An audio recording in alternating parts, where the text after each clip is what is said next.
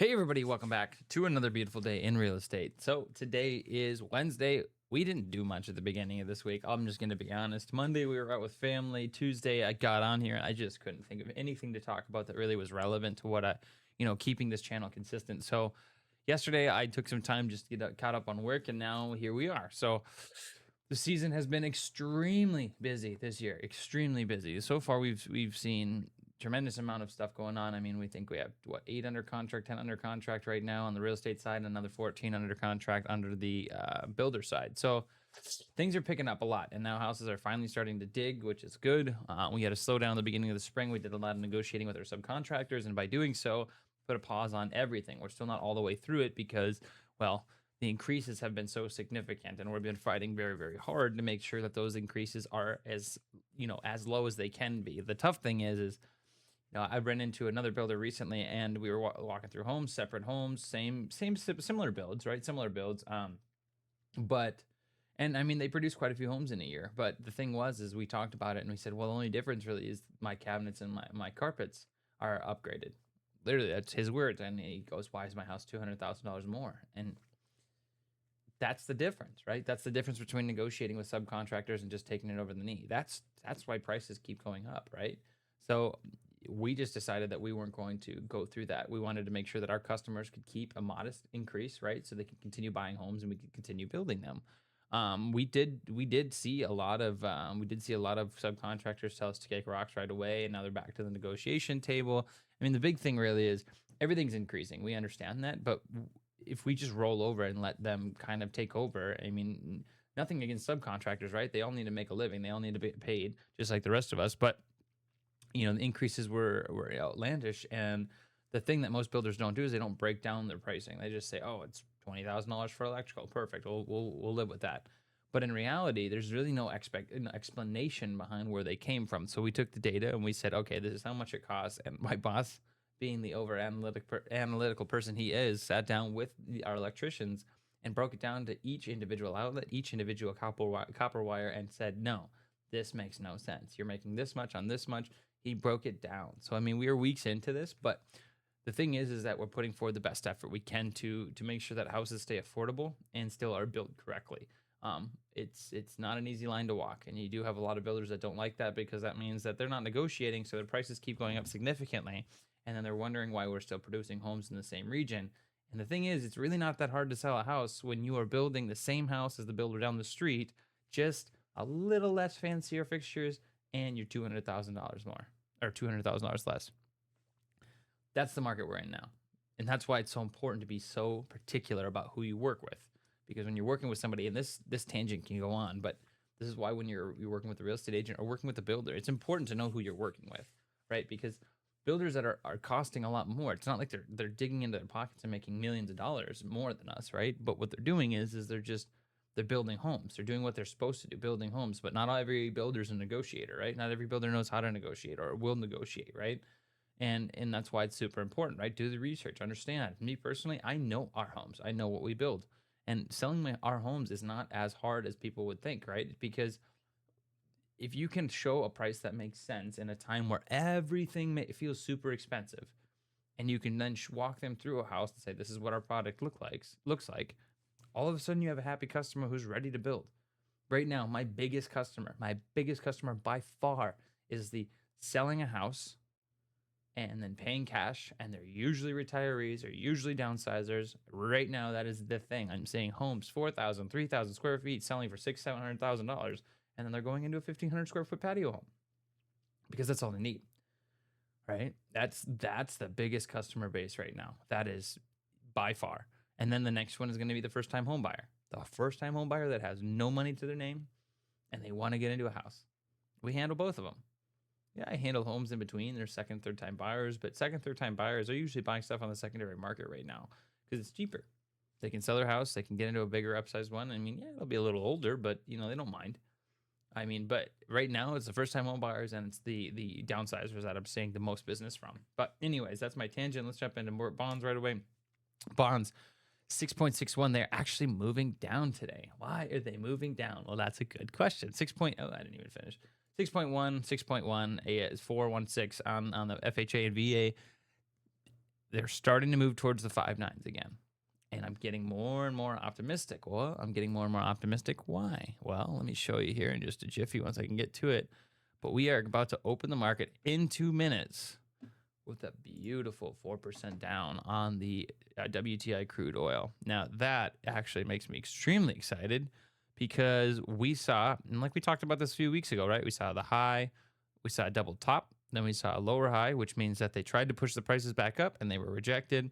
And then we saw a lower high, which we can now circle because it has been confirmed. Ooh, oh wow, I am not good with the mouse today. Okay, whatever, good enough. All right, so we saw a lower high, and now we're finding our lows once again. Right now, we could be considering this. This could be factored in as a double bottom, but this candle is very strong. We saw a tremendous amount of resistance on this candle here, and this right here, it's a reverse. Well, it's a hammer, is what it is, which means we're gonna hammer down the price on this particular one. But we are $88 a barrel for WTI crude oil. I know this is slightly different than just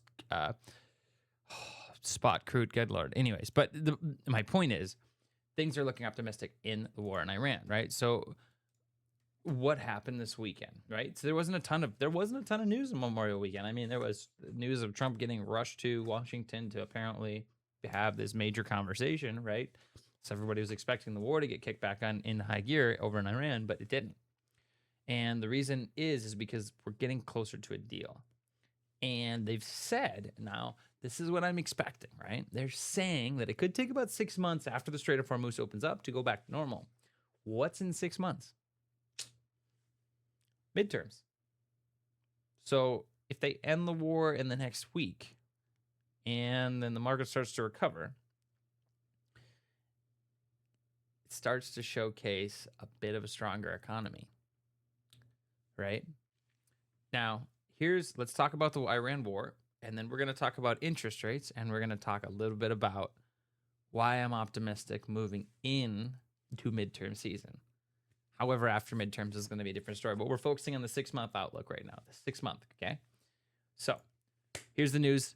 I love the Kobayashi letter. I can never pronounce that, but they do provide really good information, especially on, I don't know if you guys noticed, but I use X all the time because on here, it's a little bit more independent than, major news stations. And yeah, I get it. It's social media, but here's the thing. The fact checker bots on here are phenomenal, which by the way is freaking awesome. But number two, you can see a consistent amount of people posting the same thing. And I follow specifically towards like the economics perspective, for a cryptocurrency perspective, from a real estate perspective. And, I started the channel initially talking all real estate. And now I'm so sunk into the economy, dude. It's so bad. But I have fun. And I utilize it on my real estate side very much. When you can sit down and explain to a customer, when you can sit down and talk to a client, and they're saying, well, oopsies, what are the average returns? What is the average this? What is the, how does this work? How do special assessments? How do taxes work? Why are we seeing an increase in mortgage rates? If you can answer the questions of why, you no longer have the issue of trying to get clients, right? It becomes the bigger issue is how do you manage them, right? We sat down with a customer or a client this weekend. We did a garage sale. They sold the house next door. Went and said, hey, how's it going? They're selling their house. We sat down. We had so much information and so much preparation. Our seller's packet, our expectation packet. Like we had 3 different packets, plus the brochures that we do and everything that me and my partner do. And they literally looked at each other and they said, we've never felt so taken care of. Because when you understand the market to this extent and you prepare, you come in and there's no other realtor that makes sense, right? So when you understand this stuff, that's where it really starts to expand the business. Now, business has really taken off. Sorry, my ear itches.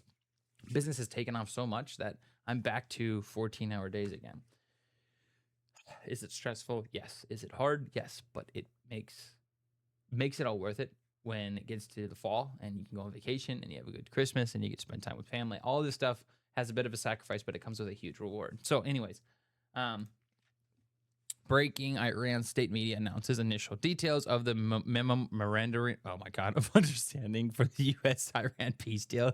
Holy shit, you guys are off to a good start. All right, so the initial details of the deal per Iran. U.S. military forces withdraw from the vicinity of Iran, which obviously makes sense. They don't want you anywhere near. The Strait of Hormuz would be removed or opened. Excuse me. The blockade would be removed. Iran has committed to restoring a number of commercial transit ships through the Strait of Hormuz to pre-war levels within 1 month. So they're saying that going from 0 to back to 300 ships to 400 ships a month is going to be on the table. Iran states that media says military vessels are not included in the draft agreement, so military vessels are not allowed to go through the Strait of Hormuz. The management and routing of the ship traffic through the Strait of Hormuz will be handled by Iran in cooperation with Oman. And if a final deal is reached within 60 days, this agreement will be approved in the form of binding UN Security Council resolution. Oil prices extend losses drop below $89 a barrel. So this is the news that's driving the interest rates, or driving the oil down, which drives the bonds down, which drives mortgage rates down. And this is why it's very important to be paying attention to. All eyes are on Iran right now. So the entire market is just waiting. Like we're waiting for this insane market to just take off. And I think right now sentiment feels absolutely atrocious, which leads me to believe that we are going to see a major blow off top. That's just one of the many factors I'm pointing to right now. But sentiment when it gets this bad means that people don't feel confident. When people don't feel confident, that's usually when the market's getting ready to move. I'll tell you right now, cryptocurrency, most of these investors, man, like I mean, me personally, I know what I'm in and I trust what I'm in and all those sorts of things. Like I'm happy with where I'm at. I know where I'm putting my money, but dude, the market hasn't looked this rough, like stagnant, since before the previous bull run. Now this goes all the way back to 22. This was like the major like bull flag before it absolutely went on a tear up to $30 a barrel or $30 a token. But anyhow, my point is that right now the sentiment feels so bad that people are now removing themselves from the market. Some parts of the market are doing good, right? Some parts of the market. Now that part of the market that's really doing good right now is the S&P 500. The S&P 500, I took some time and actually redrew my my channels because they seemed a little off, and I know why. Well, just because I was setting them up wrong. So anyways, long story short, this channel goes all the way back down, to 2008, bottom of 2009 crash, or the 2008-2009 crash, right? So it follows all the way up. You had a couple break above slightly, one break below. This break below here was the beginning of COVID. And then we saw our break above. This is the peak of the bull market after we saw a bunch of liquidity getting pushed into the market, which was quantitative easing, which was stimulus checks, right? 2021. And then we saw our head and shoulders pattern, which drew us all the way down to the bottom in 2022. And now we've slowly trickled our way. I should say slowly is a strong word. We have moved back up to all-time highs, right? And now we actually just broke above this channel, which this channel is almost 20 years old. It's 18 years old, right? So 18 years it's been following the technicals, right? 18 beautiful, glorious years. Now we see something as I zoom in. This is the daily chart. I always pay attention to the daily chart because charts, I pay attention to the next 72 hours or the next 3 candlesticks. I pay attention to the next 3 days, in the next 3 months, the next 3 weeks, the next 3, because a quarter in the year is easier to predict than 6 months, right? And it's not really a prediction, it's just anticipation, right? Because when I'm sitting with a customer or client and they're asking me, well, what do you expect with the market? Well, right now with the market, you want to know what I'm expecting? I'm expecting a blow off top in the S&P 500.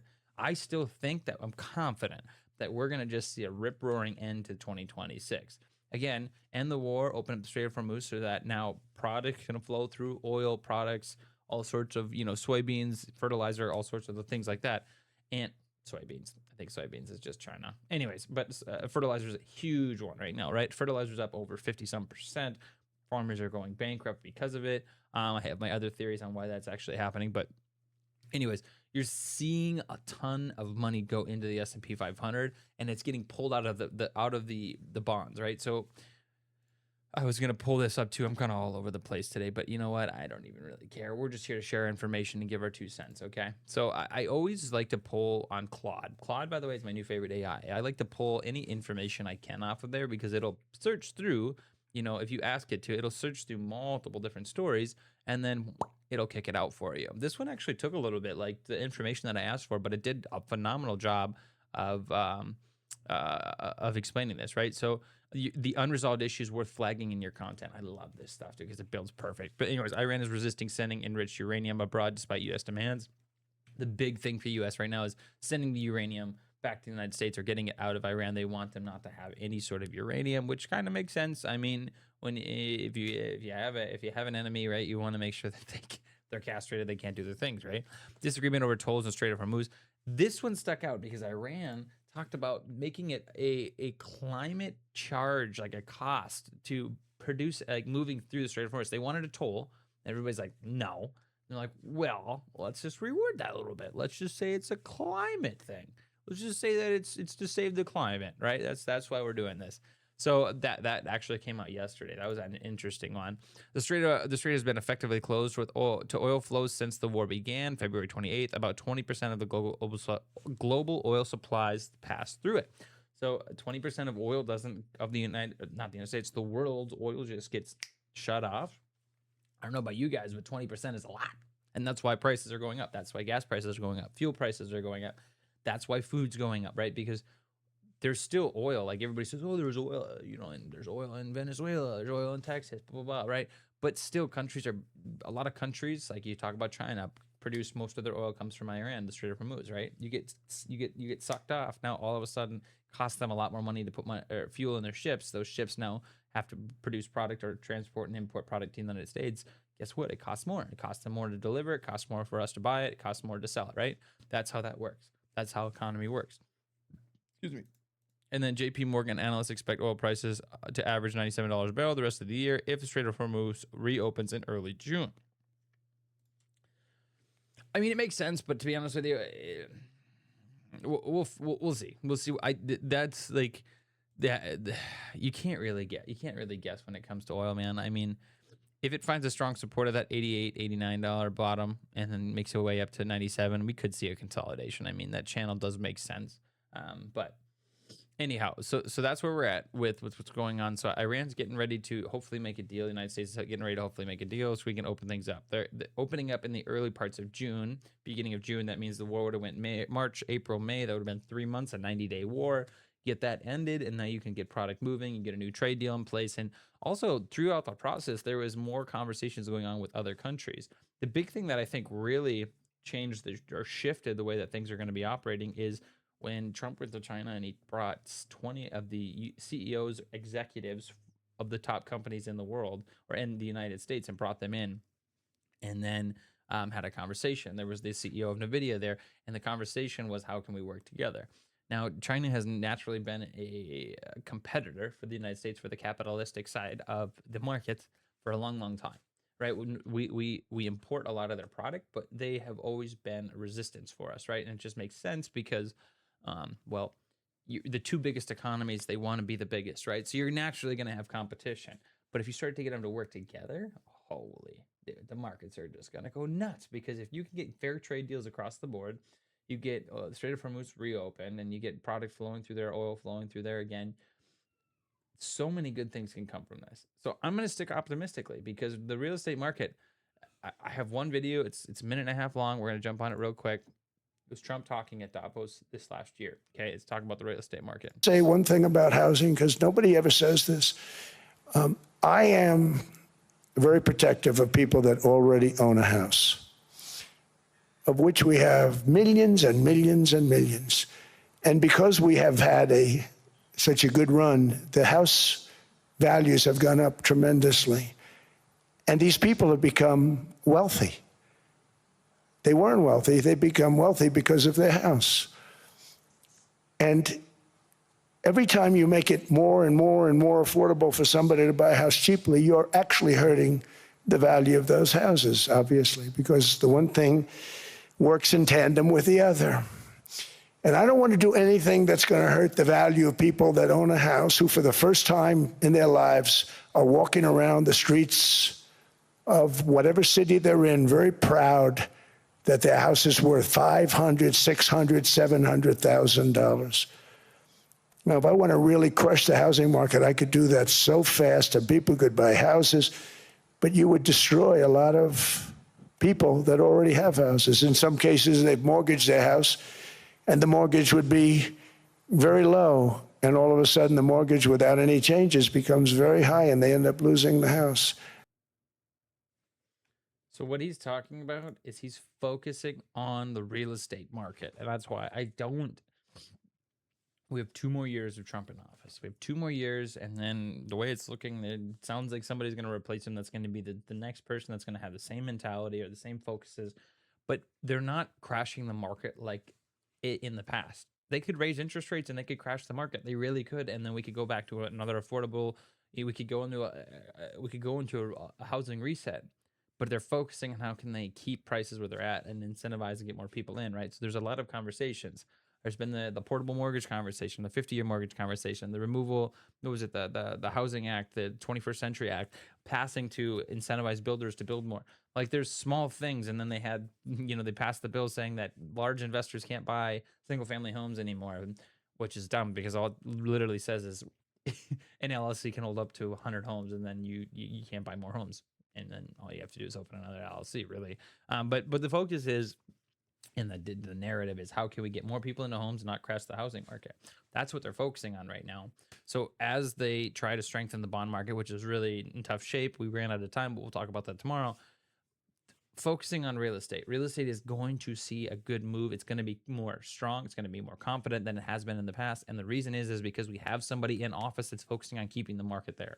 That's the thing we always forget. We get so locked into the emotional political side of things. What's the mentality of the person, the commander in chief, period? Like, it doesn't matter what side they're on. What is their mentality? Their mentality is keeping real estate strong because he has a strong real estate background. That's what he built his wealth on, is real estate. So for him to come in and destroy the housing market just doesn't click in here. People say, oh, there's more sellers than buyers, and interest rates are high, and affordability is the highest it's ever been, blah, blah, blah. But yet we're the busiest we've ever been here in town. I'm so freaking busy, I can't even keep up, because there is confidence in that the market's going to stay where it needs to be. And I think that we're just, that's where I'm going to lean towards. Moving into the midterm elections, I don't think they're going to really raise interest rates. I think they're going to keep them, and then they might start dropping them toward the back end of the year if they get some confidence behind it, or some strength behind the bond market. But that's all I really have today. Pay attention to the real estate market. The bond market is the one thing that we should be focusing on. When the Strait of Hormuz opens and a peace deal comes into play, expect the markets to actually take on a little bit of a tear. Oil's below $90 a barrel, which is awesome, which means interest rates are going to be going down because bond prices will be going down because more people and more countries are going to be buying bonds back. Kind of. We'll talk about that tomorrow, but thanks for watching. I hope you have a great day. We'll see you soon. Can't even exit this.